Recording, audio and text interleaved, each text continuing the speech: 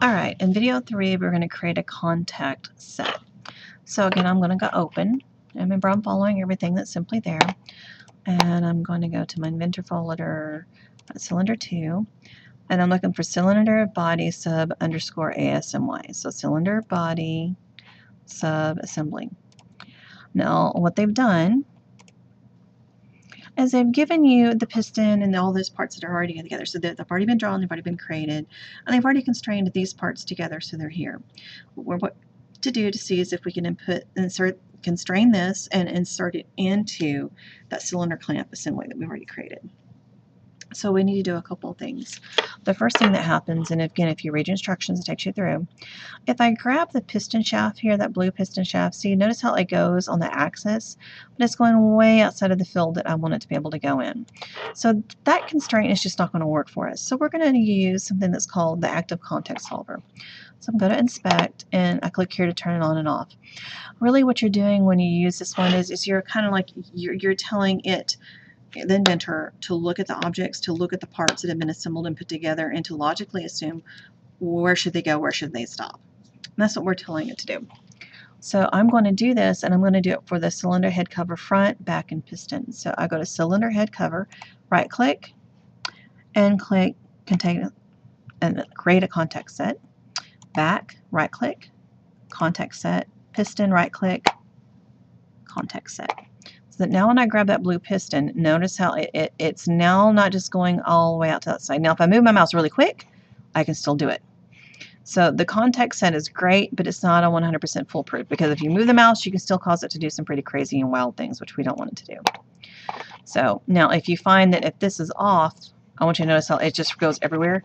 That's because the active contact was not on. So now with it on, it stays usually in that area until I go crazy and really move the mouse hard. Now, the problem with that is it's just not going to work for us. So we need to do a more specific constraint to this. So I'm going to go to my symbol. And oops, when I click on the body, I can't get it. Because why? It's going to the cylinder body. So I need to turn that cylinder body off. So I'm simply going to right click, and I'm going to turn enabled off. What it does is it's like it's not showing it, it's not enabled, it's not the body. So it's like the body is the tubing that's going around the cylinder. Now see how I can pick those separate parts. So let's zoom in a little bit. Now I'm going to do a constraint, and what I want to do is I want to constrain the bottom of this one, the head, to the top of the back. So I'm going to do a constraint, but I'm going to be looking for the circle. So I'm going to move my mouse until I see how it's just selecting. That would be the top of that circle, but I want the bottom of the circle to the top of this circle. And now they're together. Now here's the issue. I want to purposely force it to go a very specific set of movement. So I'm going to go to more, and I'm going to tell it maximum. Maximum is going to be 35. Minimum is going to be 0. Now I know it doesn't look like we really did anything, but what we've done is we've gone in and told it that the maximum distance it can go is 35. So that was its minimum is 0, out 35. It cannot go any more than that. So we've set it so that it's perfect and it's not going to mess up, right?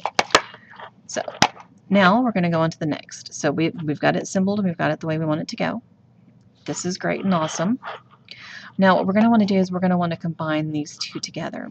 And I'm going to go to View. So we're doing Insert, Constrain, a Subassembly now. All right, so I'm going to go to View, and I'm going to do a tile. And you can do tile all, tile horizontally, whatever works for you, just as long as they're tiled and you can see both of them.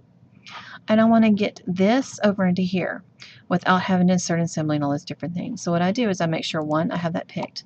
Look for your little building blocks, that blue and yellow blocks, and literally left click with your mouse, hold it, and pull it down until you place it into this view. Now I'm going to maximize it again because this is what I'm working with.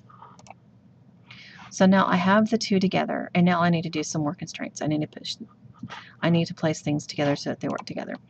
So what I need to do is I want to constrain this axis here to the axis here on the circle. So I'm going to go back to my assemble tool. So I'm going to use my symbol, and I'm going to go to Axis, and I'm going to, sometimes you have to zoom in a little bit until you can get it. Come here, I don't want, that's not really the axis I wanted. I want it to be this one. So I'm going to tell it OK, and let's try it again. And if the assemble doesn't work, well, let's simply try to good old fashioned constrain. Constrain again. Move that around. There we go. And I want to make sure I'm getting axis of that to the axis of that. Okay, good. That's much better. So now, when I grab that clamp and I move the clamp, notice how that it's going with it. Chugga, chugga, chugga, chugga, choo, choo. Kids have it. Students like to do that one occasionally, so it's sometimes a little fun. All right, now I want to be able to move this part to the back here. To do that, we're going to have to make it a little flexible so they can understand it. So we want to locate the cylinder body subassembly. So here it is. And I'm going to click on it right there, right? And then what I need to go select the flexible contacts menu in order to activate it. Okay. So if I click on it and it says right click on it and go find the flexible. And there's your flexible. And see, it kind of looks like binoculars. Now it's flexible. So now if I grab it, you're not going to see a heck of a lot of distance, except for you'll notice now, see how it instead of just moving up and down, it's kind of moving the whole body. So now we should be able to do our next step. Our next step is we're going to want to constrain that axis to that axis. And it looks like it did it perfectly for us. So I'll show you that again. I simply did my constrain because it's flexible now, making sure I'm grabbing axis to axis, apply, and OK. So now if I grab it, I want you to notice, see how it's spinning around. Now, it's, of course, it's doing a couple of movements we wouldn't really want it to do. It should not be able to come all the way back down, etc. But you can see that it's actually sticking to it. This is good. Excellent. And so now we're going to want to save this one probably.